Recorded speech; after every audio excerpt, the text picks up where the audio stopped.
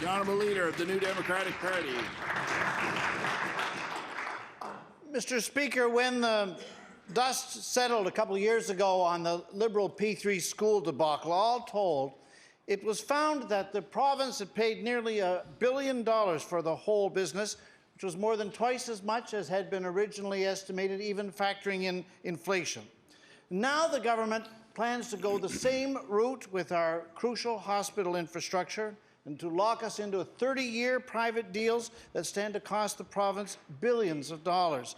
Mr. Speaker, our own experience in Nova Scotia provides a mountain of evidence that P3s are not in the public interest. And I want to ask the Premier why he's so reluctant to learn from his party's own mistakes.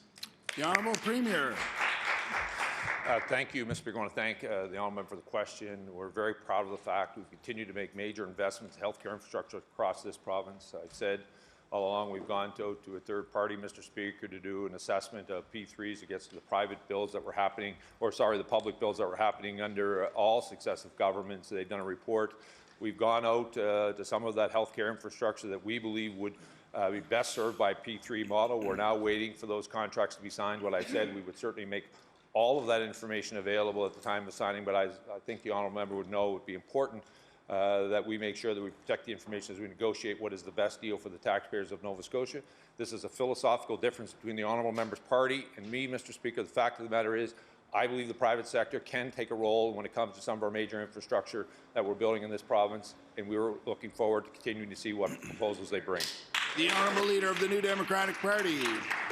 And yet, Mr. Speaker, surely transparency is something on which we ought not to have philosophical differences. That the Premier and his government have blocked the public from knowing anything about how much hospital P3s are actually going to cost and what kind of concessions are being made by the government on the public's behalf. They have refused to release any of the RFPs for the P3 projects currently on the table. They've refused to release the Deloitte report. And that's very important because that is what supposedly, purportedly, contains the government's rationale for moving on this project on a P3 basis. So I want to ask the Premier, if the government actually has hard evidence that P3 hospitals are in the public interest, then why won't they respect the principle of transparency enough to lay that out before the people of the province? The Honourable Premier. Thank you, Mr. Speaker, because we are in negotiations, Mr. Speaker, with the very partners he's referring to. It would be inappropriate for us to show all the evidence and the reasons that we believe, Mr. Speaker, this would be the best interest of Nova Scotians, where we've seen issues and flaws with the way we do building currently, Mr. Speaker. We will negotiate that. All of the information the honourable members referred to will be laid out there once that contract is signed, and he and all Nova Scotians can look at that, Mr. Speaker. As every decision we make, we will be held accountable for the decisions we make, Mr. Speaker, and I look forward to being able to roll that information out. The Honourable Leader of the New Democratic Party. Mr. Speaker, this does not add up. On the other coast in BC, the RFPs are immediately publicly available to anybody who wants to see them. We stand by the principle that what's good enough for the people out west is good enough for the people of Nova Scotia.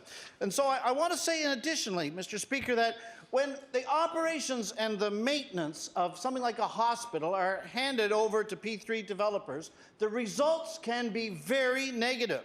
A recent study from the journal Social Science and Medicine, which I'm happy to table, found that in 126 British hospital trusts, outsourcing cleaning services was associated with 1, greater incidence of antibiotic-resistant staph infections, 2, worse patient perceptions of cleanliness, and fewer cleaning staff per bed. Will the Premier explain why the health and the safety of patients and people working in hospitals in Nova Scotia is something that his government is apparently willing to compromise on and sacrifice for the sake of this P3 deal? The Honourable Premier.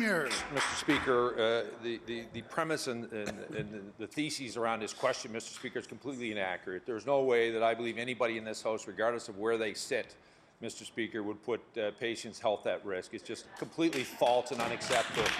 They can argue about whether there's value for money, Mr. Speaker. They signed on as a party to the P3 project up the road, Mr. Speaker.